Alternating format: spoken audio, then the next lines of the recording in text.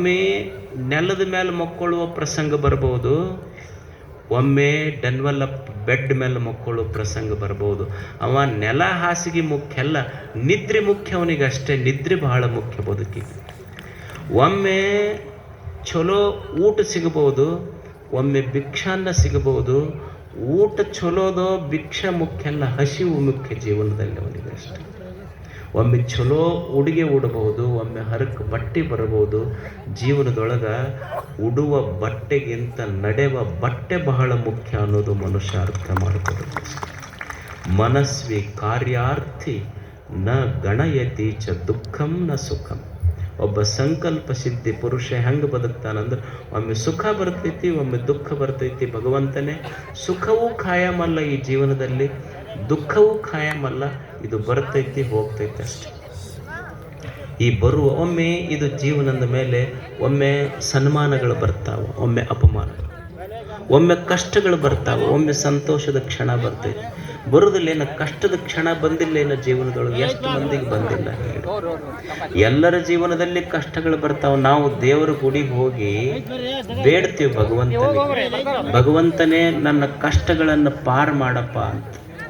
ಗುಡಿಯಾಗ ಇವ ಹೋಗಿ ದೇವರ ಗರ್ಭಗುಡಿ ಮುಂದೆ ನಿಂತು ದೇವರಿಗೆ ಬೇಡಿಕೊಂಡ, ಭಗವಂತನೇ ನನ್ನ ಕಷ್ಟಗಳನ್ನು ಪಾರು ಮಾಡಪ್ಪ, ಕಷ್ಟಗಳಿಂದ ಪಾರು ಮಾಡು ಅಂತ ಇವ ಬೇಡಿಕೊಂಡ. ಗುಡಿಯಾಗ ಗರ್ಭಗುಡಿಯಾಗ ಕುಂತ ಮೂರ್ತಿ ಅವನಿಗೆ ಹೇಳ್ತಿತ್ತು, ನಾನಾ ಉಳಿ ಏಟು ತಿಂದಿದ್ದಿಲ್ಲ ಅಂದ್ರೆ ಇವತ್ತು ನೀ ಬಂದು ನನ್ನ ಗುಡಿ ಮುಂದೆ ಕೈ ಮುಗಿತಿರ್ಲಿಲ್ಲ. ಕಷ್ಟಪಟ್ಟಿದ್ದಕ್ಕ ನಾ ದೇವರಾಗಿನಿ ಅಂತ ಗುಡಿಯಾಗಿನ ಕಲ್ಲು ದೇವರು ಹೇಳುತ್ತೆ. ಮನುಷ್ಯ ದೇವರಾಗಬೇಕಾದ್ರೆ ಕಷ್ಟಪಡಬೇಕಾಗ್ತದೆ. ನಾವು ಕಷ್ಟ ಬಂದಾವಂತ ತಿಳ್ಕೊಂಡು ದೇವ್ರ ಹತ್ರ ಹೋದ್ರೆ ಅವ ಏನಂತಾನ, ನಿನಗೆ ಹೊಸ ಶೈನಿಂಗ್ ಬರ್ಬೇಕು. ನಿನ್ನ ಜೀವನ ಹೆಂಗೆ ಬಂಗಾರ ಬೆಂಕಿಯಾಗಿಟ್ಟಾಗಿ ಇದು ಖರೆ ಬಂಗಾರ ಅಂತ ಗೊತ್ತಾಗ್ತೈತಿ. ನಿನಗೆ ಕಷ್ಟ ಎದಕ್ಕೆ ಕೊಟ್ಟೀನಿ ಅಂದ್ರೆ ನಿನ್ನ ಕೆಪಾಸಿಟಿ ಗೊತ್ತಾಗಲಿ ಅಂತ ಕಷ್ಟ ಕೊಟ್ಟೀನಿ ಅಂತ ದೇವ್ರು ಹೇಳ್ತಾನದು ಅಷ್ಟೆ. ಒಂದು ಕಷ್ಟ ಬಂದೈತಿ ಅಂದ್ರೆ ನಮಗದೊಂದು ಟೆಸ್ಟಿಂಗ್ ಕೆಪಾಸಿಟಿ ಅಷ್ಟೆ. ನಾವೇನರ ಸ್ವಲ್ಪ ಹೆಚ್ಚು ಕಡಿಮೆ ಆದ ಕೂಡಲೇ ದೇವ್ರ ಹತ್ರ ಹೋಗ್ತೀವಿ. ಒಬ್ಬ ಈ ಕಂಪನಿ ಇರ್ತಾವಲ್ಲ ಊರಾಗ, ಅವ ಬರೇ ಚುಟ್ಟ ಸೇದೋದು, ರೊಕ್ಕ ಕೊಟ್ಟಲ್ಲ, ಮಂದಿ ಸೇದಿ ಒಗೆದಿದ್ದು. ಅವು ಯಾವೂ ಸಿಗಲಿಲ್ಲ. ಒಂದು ದಿವಸ ಅಲ್ಲೇ ಅವ ಏನು ಮಾಡ್ತಾನೆ, ಏನು ಕೆಲಸ ಇರಲಿಲ್ಲ, ಬೊಗಸಿರಲಿಲ್ಲ. ಬಸ್ ಸ್ಟ್ಯಾಂಡಿಗೆ ಕುಂದಿರ್ತಿದ್ದ. ಊರ ಮುಂದೆ ಮಾರುತಿ ಗುಡಿ ಇತ್ತು, ಎಲ್ಲರೂ ಹೋಗ್ತಿದ್ರು ಅಲ್ಲಿಗೆ. ಇವ ಏನು ಹೋಗ್ತಾವೆ ಇವು ಗುಡಿಗೆ, ಎಷ್ಟು ಜನ ಹೋಗ್ತಾವೆ, ಏನು ಕೊಟ್ಟ ನೀವು ಅಂತ ಕುಂದಿರ್ತಿದ್ದ. ಒಂದು ದಿವಸ ಯಾರೂ ರೊಕ್ಕ ಕೊಡಲಿಲ್ಲ, ಕೈಯಾಗ ಪಾಕೆಟ್ನಾಗೂ ರೊಕ್ಕ ಇರಲಿಲ್ಲ. ದೇವ್ರಿಗೆ ಅಂದ, ನೋಡಪ್ಪ ಇಷ್ಟು ಮಂದಿ ನಡ್ಕೊತಾರೆ, ಭಾಳ ಮಂದಿ ನಿನ್ನ ಗುಡಿಗೆ ಬರ್ತಾರೆ, ನೀ ಖರೆ ಸತ್ತುಳ್ಳವಾದ್ರೆ ಒಂದು 100 ರೂಪಾಯಿ ಸಿಗ್ಬೇಕು ನೋಡಿ ನನಗೆ ಇವತ್ತು. ಬಂದು ಹೋಗಿ ನಮಸ್ಕಾರ ಮಾಡ್ದ. ನಮಸ್ಕಾರ ಮಾಡಿ ದೇವ್ರಿಗೆ ಹೇಳ್ದೆ, ಈಗ ನೋಡು ನೀ ಖರೆ ಸತ್ತುಳ್ಳವಾದ್ರೆ 100 ರೂಪಾಯಿ ಸಿಗ್ಬೇಕು ನಮಗೆ ಇವತ್ತು. ಮತ್ತು ನಾವೇನು ಉದ್ರಿ ಭಕ್ತರಲ್ಲ, ನೀನು 100 ರೂಪಾಯಿ ಕೊಟ್ಟಂದ್ರೆ ಮತ್ತೆ ನಿನಗೆ 50 ರೂಪಾಯಿ ಮುಟ್ಟಿಸಿ ಹೋಗ್ತೀವಿ ನೀನು ಹೊಂಡಿ ಪೆಟ್ಟಿಗೆಗೆ ಅಂದವ.